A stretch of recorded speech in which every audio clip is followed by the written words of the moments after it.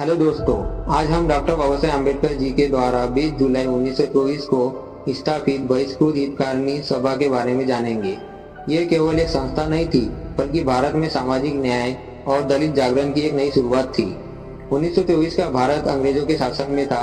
समाज में जाति व्यवस्था बहुत मजबूत थी। दलित समाज को सार्वजनिक कुओं, तालाबों, स्कूलों, मंदिरों और कई सरकारी सुविधाओं से दूर रखा जाता था।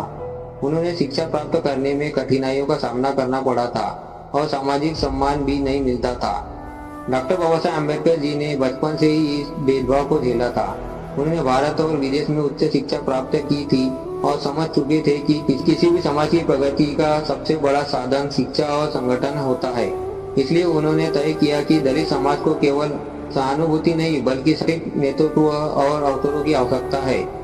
इसी सोच के साथ 20 जुलाई 1924 को मुंबई में बहिष्कृत हितकारिणी सभा की स्थापना की गई। बहिष्कृत शब्द उस समय उन लोगों के लिए इस्तेमाल किया जाता था जिन्हें समाज से अलग और अछूत माना जाता था। हितकारिणी का अर्थ है कल्याण करने वाली, यानी यह संस्था उन लोगों की हितों की रक्षा और उन्नति के लिए बनाई गई थी जिन्हें समाज ने लंबे समय तक अपेक्षित रखा था। सभा का मुख्य उद्देश्य दलित समाज में शिक्षा का प्रसार करना था। बाबा साहेब जी का मानना था कि यदि समाज को बदलना है तो सबसे पहले लोगों को शिक्षित करना होगा। इसी कारण सभा ने विद्यार्थियों के लिए छात्रावास स्थापित करने, पुस्तकालय खोलने और पढ़ाई के लिए सुविधाएं उपलब्ध कराने का कार्य शुरू किया।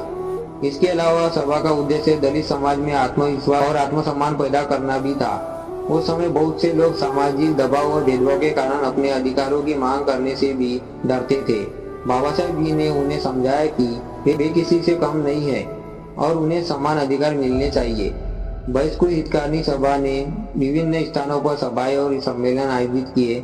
इन कार्यक्रमों में लोगों को शिक्षा, स्वच्छता, सामाजिक सुधार और राजनीतिक न्याय अधिकारों के बारे में जानकारी दी जाती थी।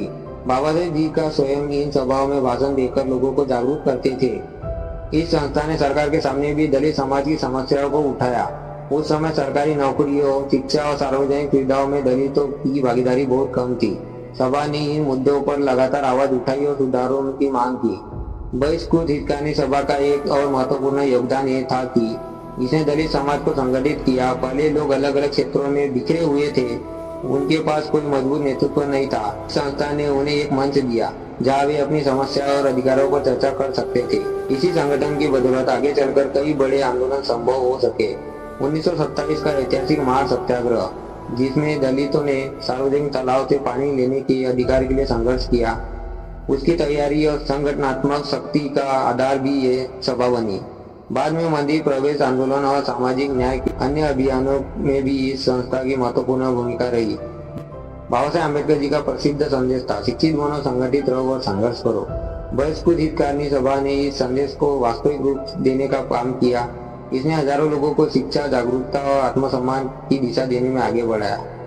आज जब हम सामाजिक समानता, शिक्षा और संवैधानिक अधिकारों की बात करते हैं, तो हमें याद रखना चाहिए कि इन बदलाव की नींव रखने में बहिष्कृत हितकारिणी सभा की बहुत बड़ी भूमिका रही है।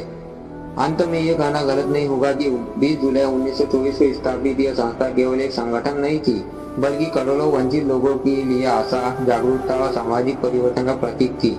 यही संस्था आगे चलकर बाबा साहेब जी के बड़े आंदोलन और सामाजिक न्याय की लड़ाई का मजबूत आधार बनी।